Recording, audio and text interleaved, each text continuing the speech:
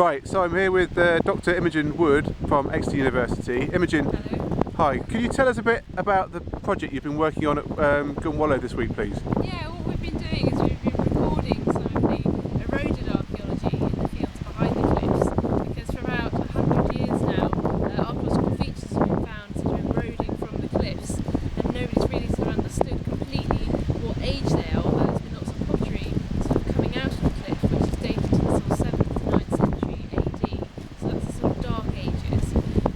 We've been actually investigating how much of that archaeology is still here, and we've been finding layers of sort of occupation layers which have burnt or dirty sort of soil or sand with bits of burnt bone and pottery that they would have had for their food. Lots of rubbish pits, sort of middens full of shells, seashells. So we've had limpets, mussels, winkles, cockles, bird bones, crab claws, beef, sheep and pig as well. So they had a very varied diet.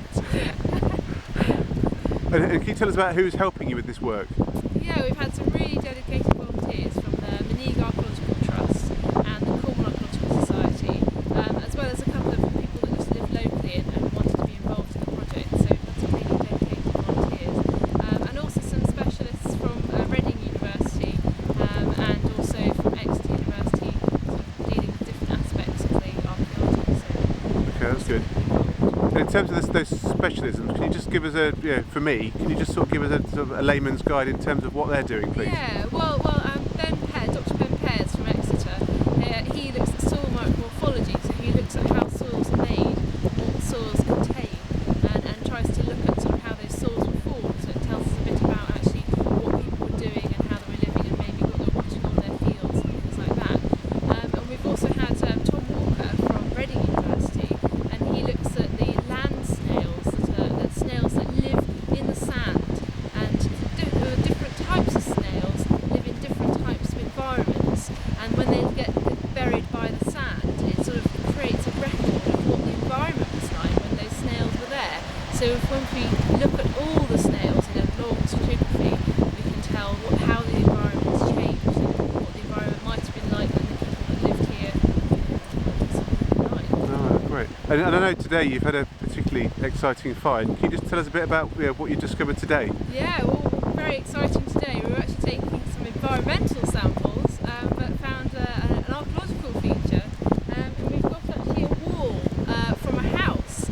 So down here we've got a stone wall that's been bonded by clay, and it's probably clay from the beach.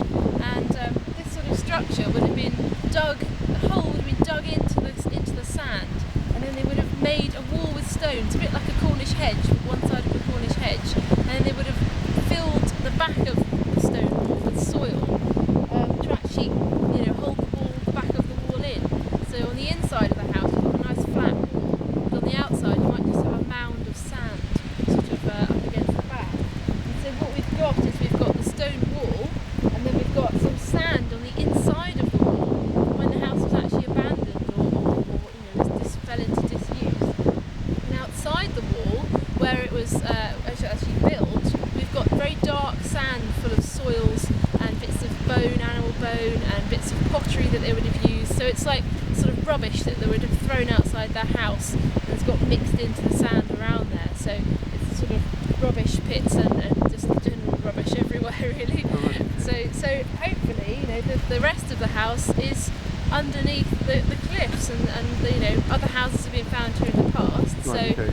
It suggests that there is an actual post-Roman or Dark Age settlement on here. So we've actually established that this is, a post-Roman settlement, and they were using the type of pottery that is consistent with the date. And hopefully, we've taken lots of soil samples and charcoal samples, and we should be able to get a carbon date and nail down exactly when this house was being used, and find out about the people that lived here. Okay, that's great. Thanks. And just to end, really, I mean, this when we walk along the cliffs, clearly they change quite a lot over time. Can you just give us an idea about how dynamic this coast is in terms of what's happened in the last 150 years and what the future might hold? Well, I mean, there's been a lot of mapping in here since the sort of 19th century or turn of the century, and actually early antiquarians that were sort of in Cornwall wrote about kitchen middens or rubbish pits coming off the cliff 100 years ago,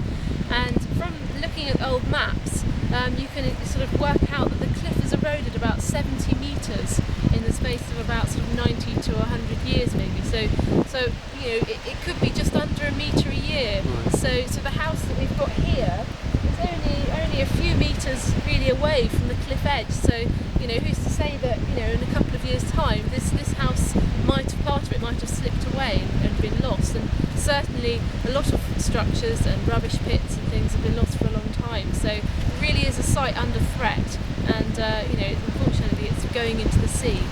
So it's good to actually see some of it before it goes. Right, okay, that's great. Well, thanks very much. Well, yeah, on behalf of myself and the National Trust, can I just say thank you to you and all your colleagues and the volunteers this week. It's given us a real insight into the site, and it's really going to help in terms of the management in the future. So thanks very much. You're welcome. It's great fun doing it.